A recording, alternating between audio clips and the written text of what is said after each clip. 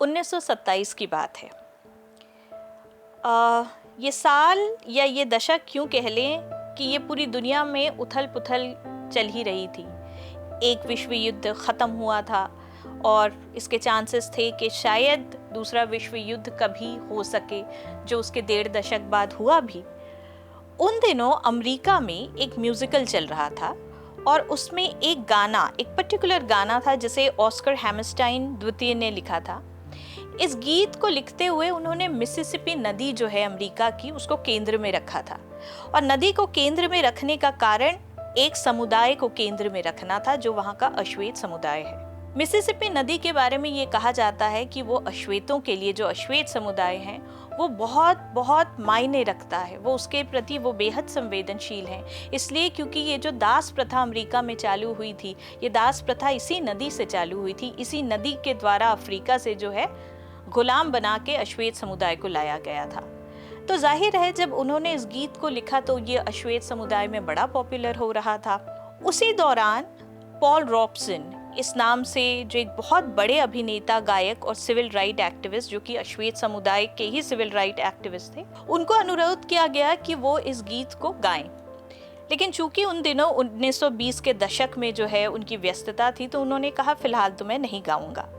कुछ समय बाद, यानी कि अगले दशक में, जो 1930 का दशक था, 1936 के आसपास ये गीत फिर उनके पास आया और फिर उनसे अनुरोध की गई कि आप इस गीत को गाइए। लेकिन जब उन्होंने इस गीत के लिरिक्स को पढ़ा, उसके शब्दों को पढ़ा, इस नज्म को पढ़ा, तो उन्होंने कह दिया या तो मैं इस गीत को नहीं गाऊंगा, और अगर मैंने गाया तो इस गीत में मैं ज़रूरी बदलाव करूंगा, क्योंकि इस गीत में जो संवेदना और सम्मान अश्वेत समुदाय के प्रति होना चाहिए, या अश्वेत ही क्यों, किसी भी उत्पीड़ित समुदाय के लिए अगर होना चाहिए, तो वो इसमें नहीं है। तो सबसे पहले उन्होंने उस गीत से उस एक शब्द को हटाया जिसे एक समय में आप अश्वेत समुदाय को पुकारते थे, शायद हम सभी। उसके बाद उसमें उन्होंने नए लिरिक्स या नए शब्दों को डाला जिसमें समानता और सम्मान थी। और इसके बाद ये गाना जो है उन्होंने दोबारा गाया, इसे दोबारा रिकॉर्ड किया गया और ये गाना जो है ओल्ड मैन्स रिवर नाम से बड़ा प्रसिद्ध हुआ। और ये इतना पॉपुलर हुआ कि न केवल अमेरिका में ये अश्वेत समुदाय के लिए एक एंथम बन गया, बल्कि पूरी दुनिया में जहाँ भी कोई भी समुदाय उपेक्षा का केंद्र बना, उसके लिए भी ये एंथम की तरह प्रयोग किया गया। लेकिन ये थी अमेरिका की बात। अब 1930 के ही दशक में, 1936 के आसपास का समय जो है, अमेरिका से सुदूर 13,000 किलोमीटर दूर हम भारत की बात करते हैं। वहाँ पे भी एक नदी थी, वहाँ पे भी उपेक्षा थी। एक नदी क्यों, कई नदी थी। लेकिन जब हम आज के आसाम की बात करते हैं तो वहाँ पे जो नदी थी, या वहाँ पे जो नदी है, जो वहाँ की लाइफलाइन है, वो है ब्रह्मपुत्र। तो उस 1936 के साल में ब्रह्मपुत्र नदी के किनारे आसाम में, वहाँ मछुआरों, या आप कह ले जो चाय बागानों में काम कर रहे थे, या जो उपेक्षित समुदाय थे, जो उन दिनों और उपेक्षा का केंद्र बन रहे थे, उनको एक छोटा सा 10 से 11 साल का बच्चा देख रहा था। और जो उस बच्चे को जानते थे, वो लोग जानते थे कि ये बच्चा कोई साधारण बच्चा नहीं है, क्योंकि 10 साल की उम्र से ही वो बच्चा जो है साहित्य और गीत संगीत में इतनी रुचि रखता था कि वो अपने गीत खुद लिखने लगा था। ये बच्चा अपने 10 भाई बहनों की परिवार में सबसे बड़ा था और इनका नाम रखा गया था भूपेन। आगे चल के इस बच्चे को पूरी दुनिया ने जाना और डॉक्टर भूपेन हजारिका के नाम से जाना। लेकिन उस बच्चे ने इस ओल्ड मैन्स रिवर से जो प्रेरणा लेकर जो गीत लिखा, वो न केवल आसाम के लिए, न केवल बंगाल के लिए, वरन पूरे भारतवर्ष के लिए एक प्रजा का गीत बन गया, एक जनगीत बन गया, एक एंथम बन गया, जिसे हम हिंदी में इस तरीके से जानते हैं कि विस्तार है अपार, प्रजा दोनों पार करे हाहाकार, ओ गंगा बहती हो क्यों।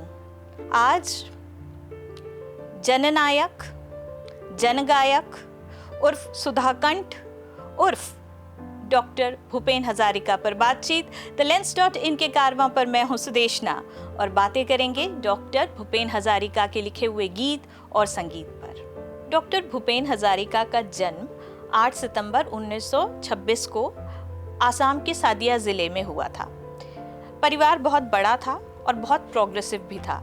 इनके जो दादा थे, दादाजी, और इनके जो पिता थे, ये दोनों ही एजुकेशन में थे और इस वजह से घर में लिखने, पढ़ने और साहित्यिक सरोकार और सामाजिक सरोकार जो था बहुत अधिक था। जहाँ वो साहित्य से प्रेरित हो रहे थे, वहाँ वो संगीत की तरफ भी उनका रुझान बढ़ रहा था और संगीत में रुझान के लिए वो मानते थे कि उनकी माँ जिम्मेदार थी।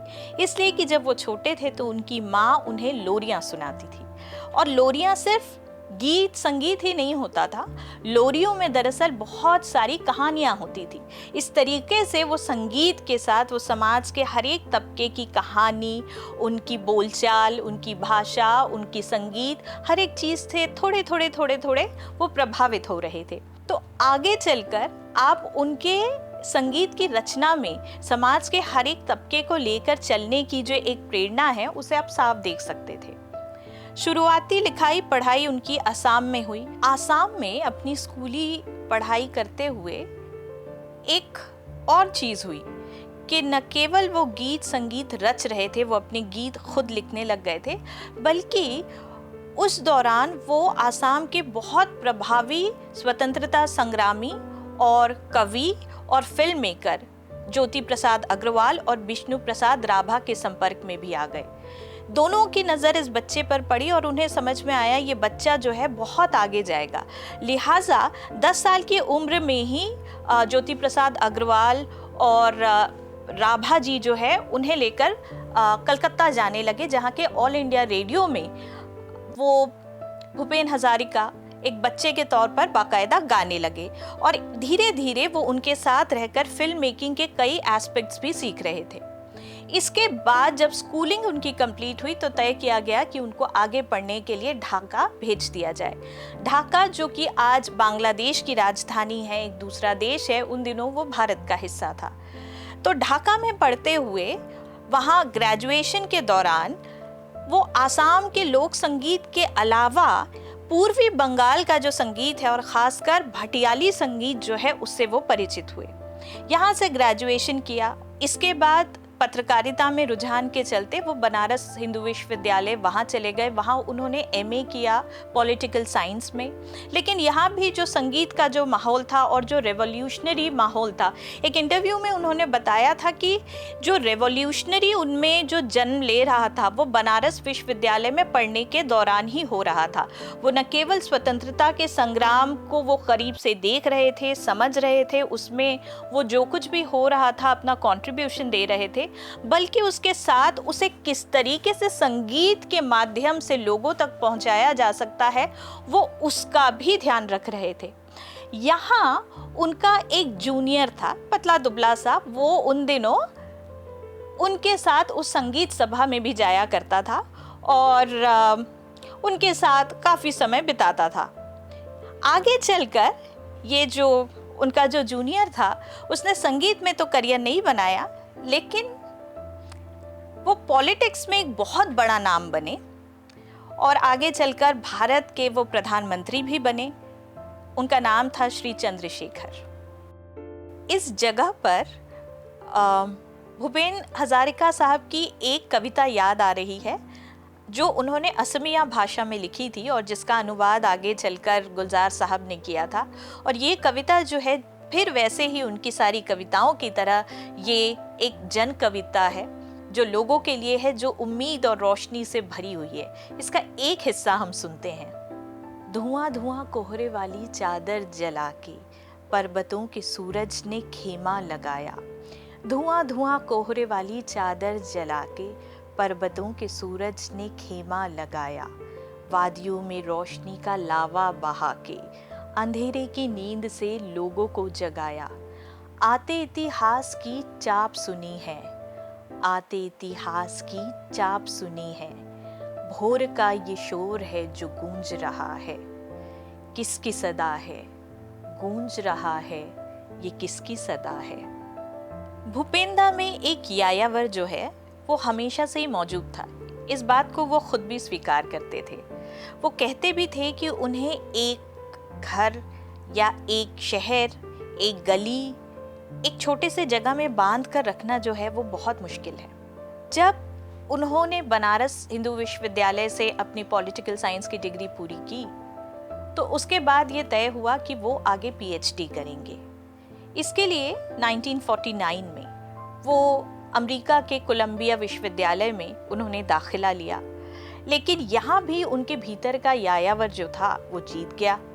एक दफ़ा उन्होंने बताया था एक इंटरव्यू में कि भारत से अमेरिका की सीधी फ्लाइट लेने के बजाय उन्होंने पहले श्रीलंका जाना तय किया। वो सीधा भारत से कोलंबो पहुंची, श्रीलंका की राजधानी। वहां से उन्होंने जहाज लिया और जहाज से भी वो सीधा अमेरिका नहीं गए, जहाज से वो फ्रांस गए और फ्रांस के एक खास शहर मर्साई जिसे कहते हैं वो वहां पर गए। उनका कहना था कि वो सीधे नहीं जाना चाहते थे, बल्कि अलग अलग शहरों से, अलग अलग पड़ावों से गुजर कर वो उस अनुभूति को लेना चाहते थे। जब वो मर्साई गए तो उसके पीछे एक कारण था। उन दिनों वहाँ पाब्लो पिकासो मशहूर पेंटर जो है वो रहते थे और भूपेंद्र का बड़ा मन था कि एक बार वो पाब्लो पिकासो को जो है वो आमने सामने देख ले। लेकिन ये मुलाकात हो कैसे? उस दौरान पाब्लो पिकासो जो है वो एक सेलिब्रिटी थे और भूपेन हजारिका उन दिनों डॉक्टर भूपेन हजारिका भी नहीं थे, वो एक नौजवान थे जो आगे भविष्य की पढ़ाई के लिए अमेरिका जा रहे थे। बहरहाल उनकी इस स्थिति पर वहां के एक बूढ़े से गार्ड को दया आ गई। उन्होंने भूपेंद्र से कहा कि तुम एक काम करो, ऐसे खड़े होकर तो कुछ होगा नहीं, कोशिश करो कि तुम सुबह के 4 बजे इस जगह पर पहुंच जाओ। हो सकता है तब तुम्हें पाब्लो पिकासो अपने दोस्तों के साथ इस रास्ते में टहलते हुए मिल जाए। ये बात भूपेंद्र को समझ आ गई। वो 4 बजे तक सुबह के रुके रहे और किस्मत अच्छी थी, ईश्वर मेहरबान था। पाब्लो साहब आए अपने दोस्तों के साथ और वो उस रास्ते से गुजरने लगे। भूपेंद्र उनके पास दौड़ कर गए और उन्होंने कहा, अपना परिचय देते हुए, कि देखिए आज मेरे जीवन का सबसे बड़ा दिन है क्योंकि आज मैंने आपको देख लिया। लेकिन इस बात से पाब्लो पिकासो ना खुश हुए ना ही वाज मूव्ड। उनको लगा ये नौजवान यूं ही बोल रहा है। तो उन्होंने कहा कि अच्छा, तुम्हें मेरी पेंटिंग्स पसंद है? तो भूपेंद्र ने कहा हाँ जी, बहुत पसंद है। तो उन्होंने पूछा कि अच्छा ये बताओ, मेरी कौन सी पेंटिंग तुम्हें सबसे ज्यादा पसंद है? तो भूपेंद्र ने कहा, आपकी जो ब्लू पीरियड की जो पेंटिंग्स है वो मुझे बेहद पसंद है। इस बात पर पाब्लो पिकासो बहुत खुश हुए और उन्हें, डॉक्टर भूपेन हजारिका को, उन्होंने भरपूर आशीर्वाद दिया। और ये एक जो इंसिडेंट है ये केवल भूपेंद्र की साहित्य और संगीत या गीत की समझ ही नहीं दर्शाती, बल्कि उनकी पेंटिंग्स, चित्रकारी में भी जो है उनकी समझ को दिखाती है। इसके अलावा एक और किस्सा हुआ था कि जब गजगामिनी का संगीत वो रच रहे थे, गजगामिनी एमएफ हुसैन साहब बना रहे थे माधुरी दीक्षित को लेकर, उसके संगीत की जिम्मेदारी उन्होंने डॉक्टर भूपेन हजारिका को दिया था। उन दिनों AR रहमान बहुत व्यस्त थे और कुछ बात ऐसी हुई कि एमएफ हुसैन साहब को लगा कि भूपेन जो है वो सबसे अच्छी चॉइस है। तो भूपेंद्र ने एक बार उनसे पूछा, एमएफ हुसैन से, कि आप इतने बड़े चित्रकार हैं, आपने मुझे क्यों चुना इस चीज के लिए? तो हुसैन साहब का जवाब था कि भूपेंद्र देखो, ऐसा है, मैं जो अपने ब्रशेस हैं या जो तुली है उससे मैं पेंटिंग्स बनाता हूं, लेकिन तुम अपने संगीत के जरिए चित्र बनाते हो। जो तुम कर सकते हो वो मैं नहीं कर सकता। और इसका नतीजा था गजगामिनी का संगीत, जो आज भी कई पक्षों में याद किया जाता है। यहाँ पर ना भूपेंद्र की एक कविता है जो कि पूरा गीत है, एटी कुन्ही दुटी पात, ये असमिया गीत है जो उन्होंने खुद लिखा था। इसका 1990 के दशक में गुलजार साहब ने अनुवाद किया था और वो बहुत पॉपुलर हुआ था। वो था एक कली दो पत्तियाँ। यहाँ पर उसकी कुछ पंक्तियाँ सुनते हैं। चाय बागान की बच्चियों पर लिखी ये कविता ऐसी है। खुल के खिलखिलाती सावन बरसाती, हंस रही है कौन ये मोगरे जगाती। एक कली दो पत्तियां नाजुक नाजुक उंगलियां, एक कली दो पत्तियां नाजुक नाजुक उंगलियां, तोड़ रही है कौन ये एक कली दो पत्तियां रतनपुर बागीचे में।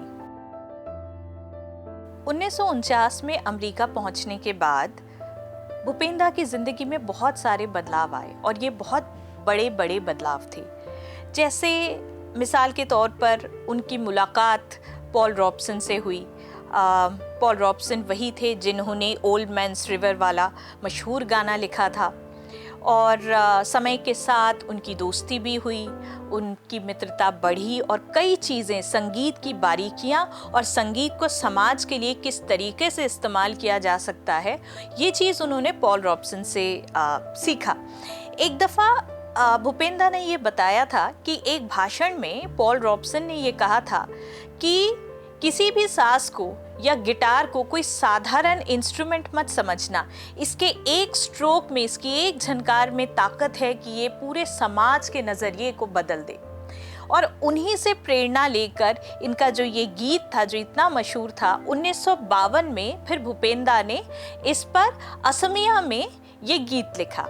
और असमिया में जब हम इस गीत को पढ़ते हैं तो ये कुछ ऐसा होता है। तो অসমীয়া या असमिया भाषा में ये कुछ यूं है। বিস্তীর্ণ পাররে অহংখ জনরে হাহাকার হুনিও নিহব্দে নীরবে বুড়া লুইত তুমি বুড়ा लुइत बुआ कियो।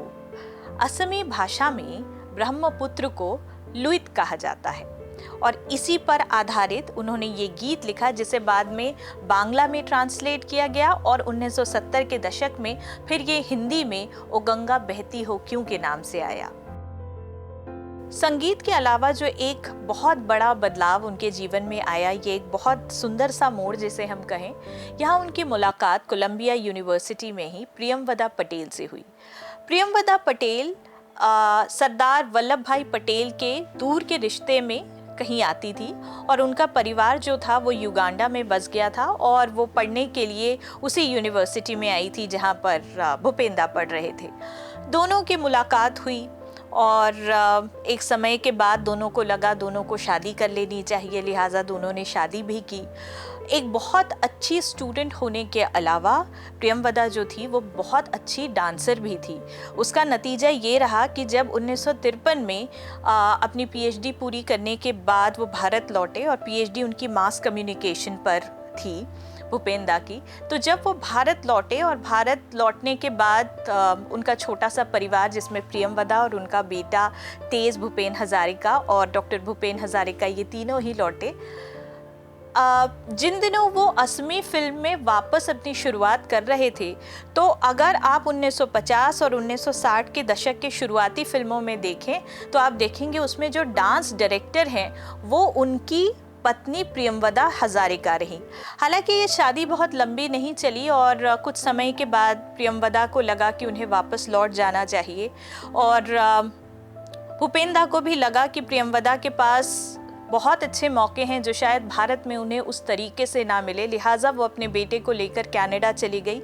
लेकिन उनके रिश्ते का सौंदर्य ये रहा कि उनके सेपरेशन में भी ऐसी कोई कड़वाहट नहीं थी। भूपेंद्र के अनुसार साल में एक बार वो मिलते थे।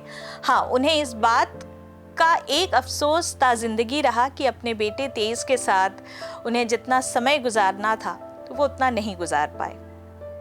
लेकिन क्षेत्रीय फिल्मों में, विशेषकर असमिया, बांग्ला और बांग्लादेश की फिल्मों में स्टैब्लिश होने के बाद और न केवल संगीतकार के रूप में बल्कि गीतकार, जनकवि, संगीतकार, डायरेक्टर और प्रोड्यूसर के रूप में स्टैब्लिश होने के बाद 1970 के दशक में कहीं भूपेंद्र को ये लग रहा था कि अब उन्हें मुंबई का रुख या तब के बम्बई का रुख करना चाहिए ताकि वो पूरे भारतवर्ष से जो है अपने संगीत और कविता के माध्यम से परिचित हो सके। इस जर्नी में उनके लिए जो सबसे ज़्यादा इंस्ट्रूमेंटल रहे वो थी गुरुदत्त की फैमिली। जी हाँ, जो मशहूर फिल्म डायरेक्टर और प्रोड्यूसर गुरुदत्त, उनका परिवार। हुआ यूं कि 1974 के आसपास उनके गुरुदत्त के छोटे भाई आत्माराम वो एक फिल्म बना रहे थे। फिल्म का नाम था आरोप। इस फिल्म के संगीत के रचने की जिम्मेदारी जो है वो भूपेंद्र को दी गई। अब जब हम भूपेंद्र के संगीत की बात करते हैं तो यहाँ पर दो चीजें होती है।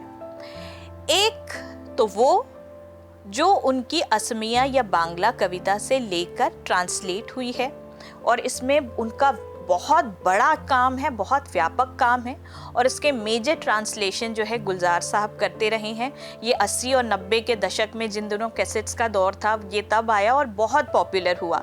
लेकिन जो हिंदी में हम सुन रहे हैं, नॉर्थ ईस्ट या पूर्वोत्तर राज्य की जो जनता है ये इसे 50 और 60 के दशक में सुन चुकी थी। लेकिन जब हम उनके ट्रांसलेटेड काम को छोड़ देते हैं और हम उनके ओरिजिनल साउंड ट्रैक की बात करते हैं जिसमें केवल उनका संगीत है और कविता किसी और की है, तो उसमें उनका जो सबसे अच्छा काम और सबसे गहरा और सबसे बड़ा काम वो है गीतकार और कवयित्री माया गोविंद जी के साथ। माया गोविंद जी के साथ उनकी पहली फिल्म थी आत्माराम जी की आरोप, जो 1974 में आई और उसके बाद अगले 3 दशक तक उनका ये टीम वर्क चलता रहा। इस दौरान उन्होंने कई अच्छी फिल्में की, जैसे एक तो ये आरोप थी, आरोप के अलावा दमन, दरमियान और भी बहुत सारी फिल्में इन्होंने साथ में की, जैसे गजगामिनी भी उनमें से एक है। तो जब हम आरोप की बात करते हैं फिल्म की, इसमें 3 लोग थे मेन लीड में, विनोद मेहरा, विनोद खन्ना और सायरा बानो। इसमें मन्ना दे जी का एक गुनगुनाया हुआ एक गीत है जिसे भूपेंद्र ने कंपोज किया है और माया गोविंद जी ने लिखा है। आइए इसके एक अंश को सुनते हैं, ये बहुत सुंदर कविता है।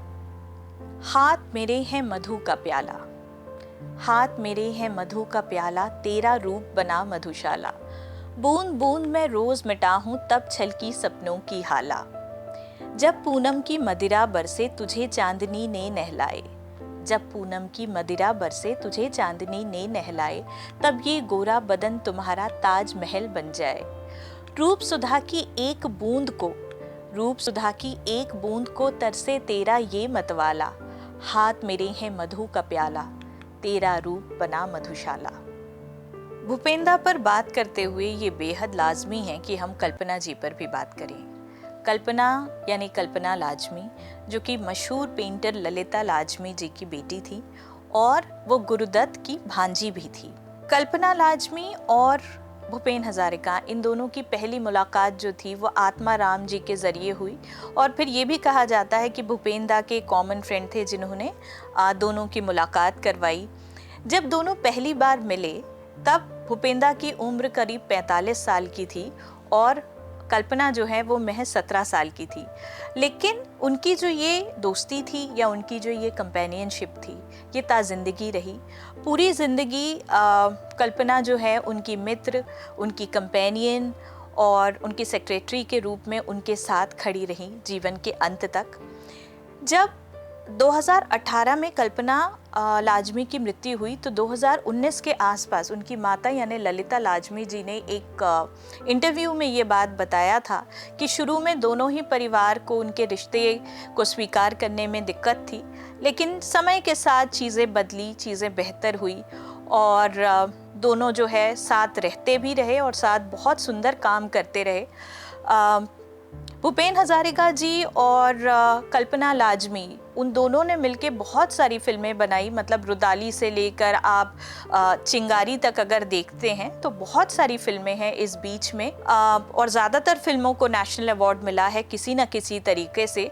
लेकिन एक बात जो कही जाती है कि भूपेन हजारिका साहब को रुदाली फिल्म के लिए नेशनल अवार्ड था, ये सही नहीं है। 1974 की फिल्म चमेली मेम साहब एक असमिया फिल्म थी, उसके लिए बेस्ट म्यूजिक डायरेक्टर का नेशनल अवार्ड भूपेंद्र को मिला था, लेकिन रुदाली के लिए उन्हें नेशनल अवार्ड का नॉमिनेशन था, पुरस्कार नहीं था।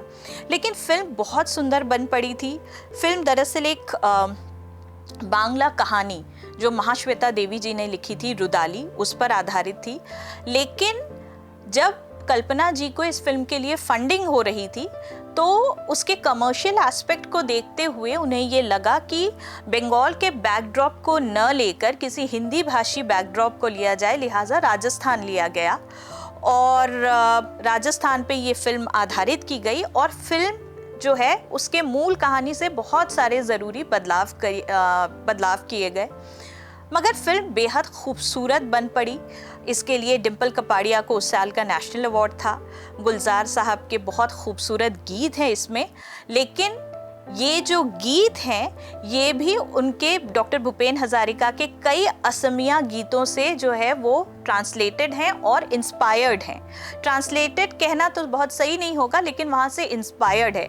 जैसे दिल हुम हुम करे जो ये जो गीत है, ये उनके 1964 की एक फिल्म आई थी भूपेन दा की, उसमें उन्होंने एक गीत लिखा था जिसके बोल थे बुकु हुम हुम कोरे।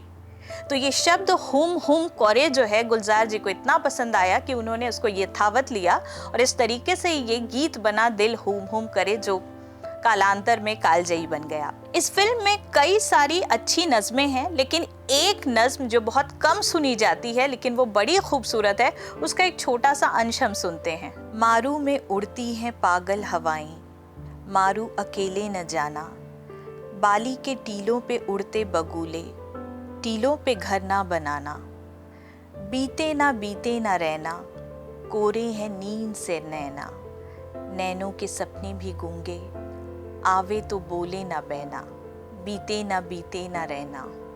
भूपेन दा पर आज इतनी सारी बातें करते हुए और बार बार उनके लिखे उनके सबसे पॉपुलर जनगीत ओ गंगा बहती हो क्यों, या बिस्तीर्नो पारो रे, या बिस्तीर्नो दुपारे, ये इस गीत का जिक्र करते हुए ये बहुत ज़रूरी हो जाता है कि हम इस गीत को हिंदी में भी सुने। और इस गीत के हिंदी में ट्रांसलेशन की भी एक अपनी कहानी है। हुआ यूँ था कि 50 और 60 के दशक में जब असम और बंगाल में ये गीत बहुत पॉपुलर हुआ, तो बहुत सारे गीतकारों और बहुत सारे कवियों के बीच उनके नाम की चर्चा करते हुए जो सबसे सटीक नाम आया वो था पंडित नरेंद्र शर्मा का। पंडित नरेंद्र शर्मा, अगर आपने विविध भारती सुना है तो पंडित नरेंद्र शर्मा जो है वो विविध भारती के पितृपुरुष और संस्थापक हैं। उन्होंने ही ये नाम विविध भारती को दिया था। इसके अलावा पंडित जी जो हैं वो हिंदी फिल्मों में कई गीत लिख चुके थे, जिसमें से एक भाभी की चूड़ियाँ फिल्म से है। भाभी की चूड़ियों में हालांकि उनके बहुत सारे गीत हैं, लेकिन एक गीत उनका बहुत पॉपुलर है और वो है ज्योति कलश छलके। तो ये जिम्मेदारी पंडित नरेंद्र शर्मा जी को दी गई कि वो इसका ट्रांसलेशन करें और इसका रूपांतरण उन्होंने बहुत ही सुंदर से किया है। कहते हैं जब पहली बार ऑल इंडिया रेडियो के माध्यम से इस गीत को ब्रॉडकास्ट किया गया था और इंदिरा गांधी जी ने इसे सुना था, तो वो भी इसे सुनकर द्रवित हो गई थी। आइए हम भी इसे सुनते हैं। नैतिकता नष्ट हुई, मानवता भ्रष्ट हुई, निर्लज्ज भाव से बहती हो क्यों, इतिहास की पुकार करे हुंकार, ओ गंगा की धार निर्बल जन को सबल संग्रामी, समग्रोग्रामी बनाती नहीं हो क्यों, अनपढ़ जन अक्षरहीन, अनगिन जन खाद्य विहीन, नेत्र विहीन दिक्ष्मौन हो क्यों, ओ गंगा बहती हो क्यों, व्यक्ति रहे व्यक्ति केंद्रित, सकल समाज व्यक्तित्व रहित, निष्प्राण समाज को छोड़ती न क्यों, विस्तार है अपार प्रजा दोनों पार, करे हाहाकार निशब्द सदा, ओ गंगा तुम, ओ गंगा बहती हो क्यों। पंडित नरेंद्र शर्मा और डॉक्टर भूपेन हजारिका। theLens.in के कारवां पर आज मैं हूँ सुदेशना और बातें हो रही थी जनप्रिय सुधाकंठ गायक संगीतकार डॉक्टर भूपेन हजारिका पर। आपको हमारा ये प्रोग्राम कैसा लगा हमें कमेंट बॉक्स पर कमेंट करके ज़रूर बताइएगा और अगली बार मुलाकात होते तक के हमें लाइक, शेयर और सब्सक्राइब करते रहिए। तो अगले हफ्ते तक के कारवां से मैं सुदेशना लेती हूँ इजाज़त। नमस्कार।